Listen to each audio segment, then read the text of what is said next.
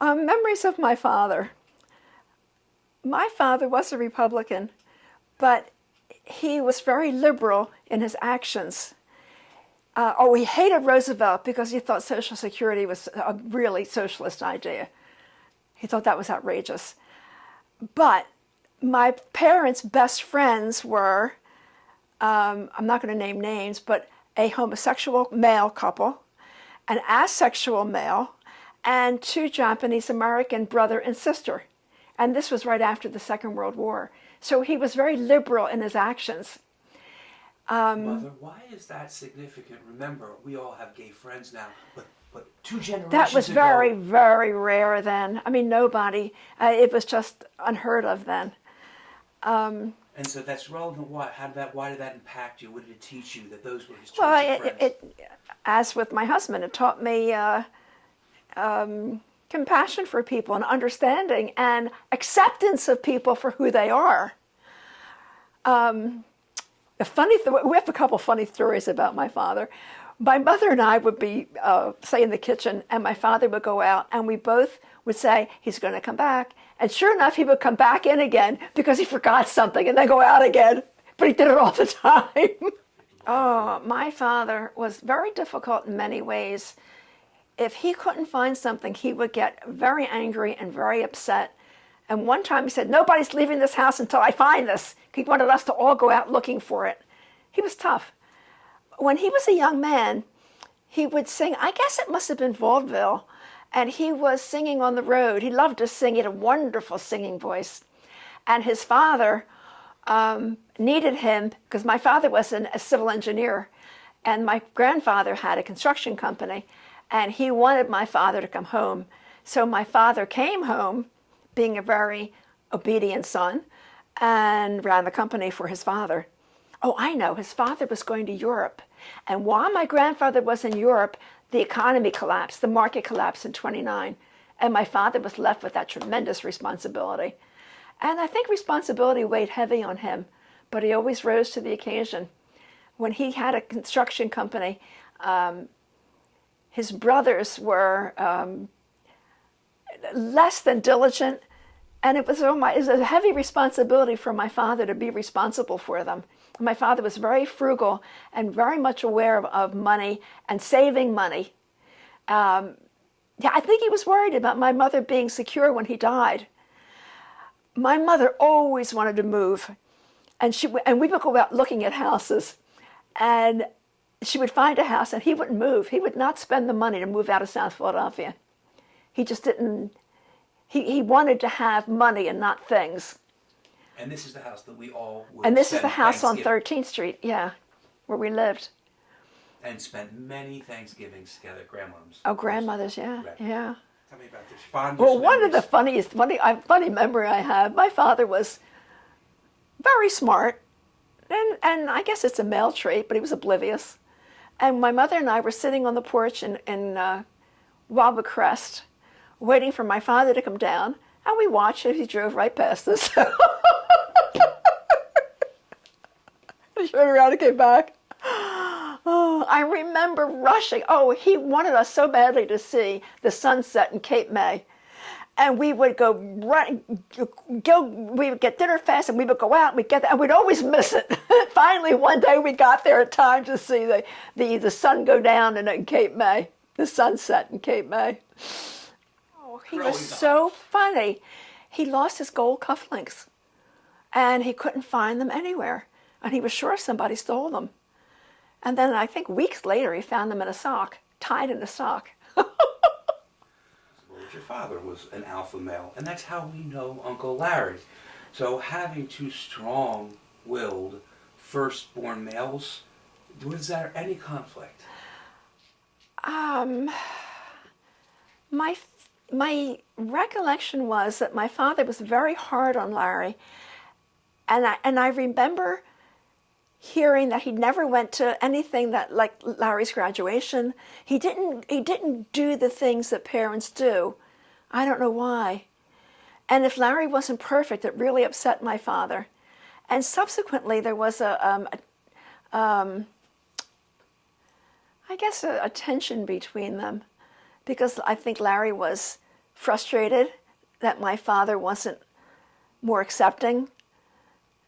And my father was, I don't know, because usually things like that date back to my father's childhood. And my father's father, he was the oldest son, and that was a god then. But my father had 5 brothers and 2 sisters. And then when my father took over, my grandfather died, my father took over the business. It was a heavy responsibility for him. Now, I don't know how that would reflect on his fathering, because his father, well, I don't know what my grandfather did wrong that my father felt that way about my brother. I guess my parents were together, and I guess it was the time before I was married. It was before I was married.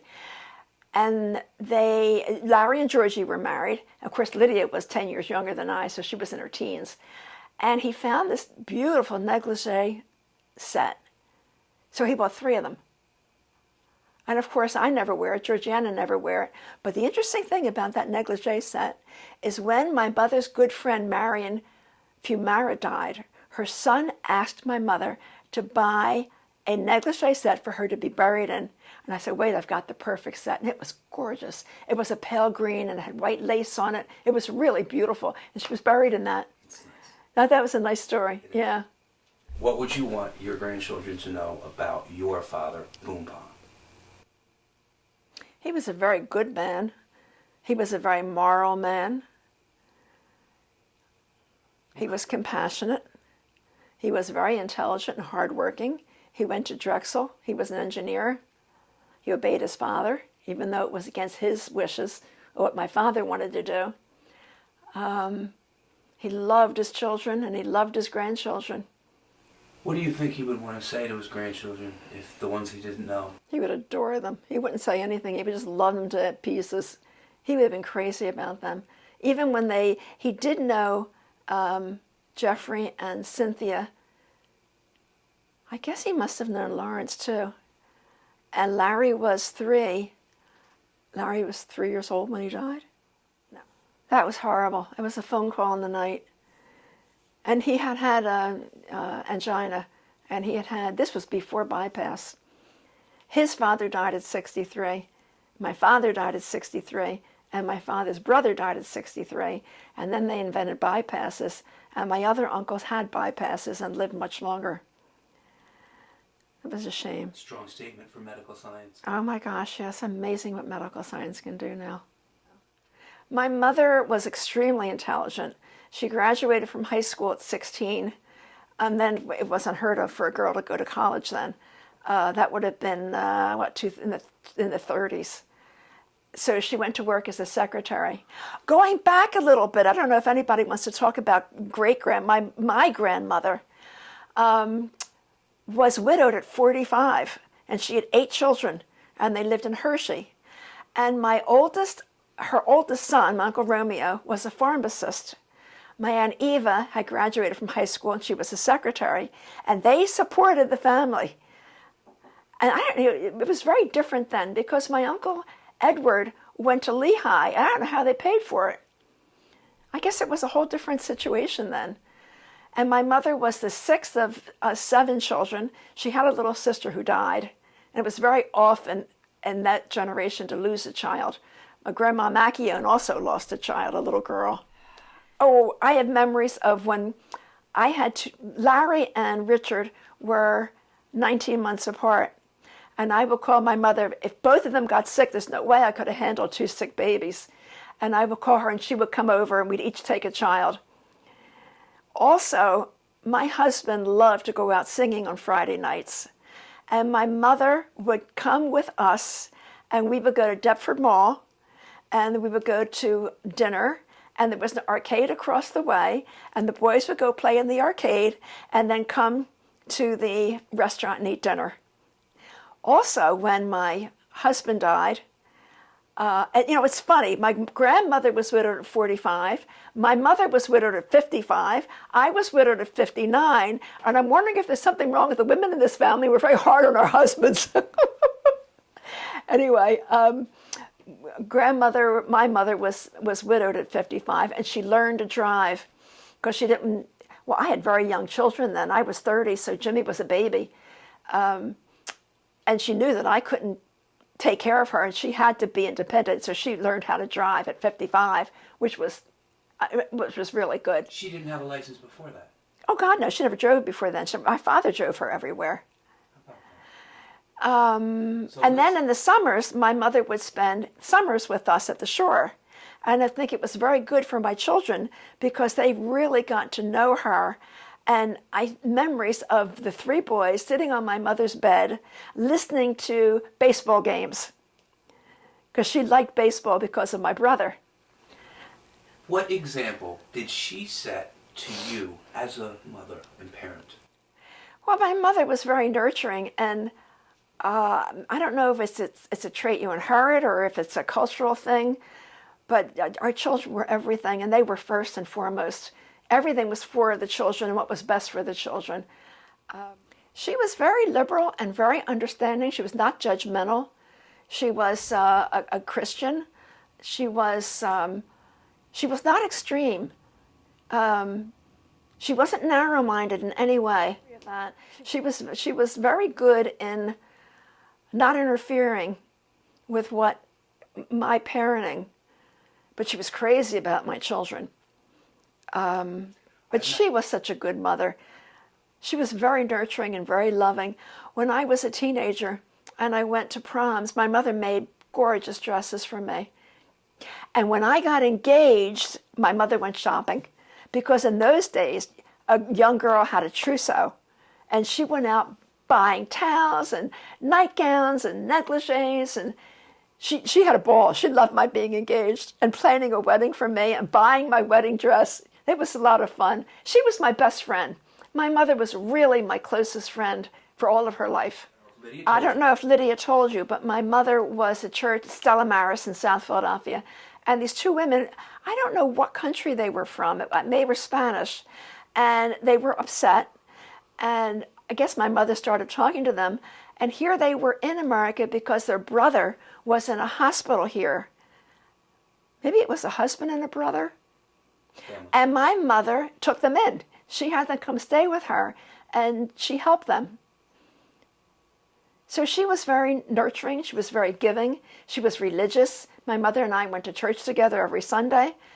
My mother and I had orchestra tickets. We went to the concerts at, then it was the Academy of Music.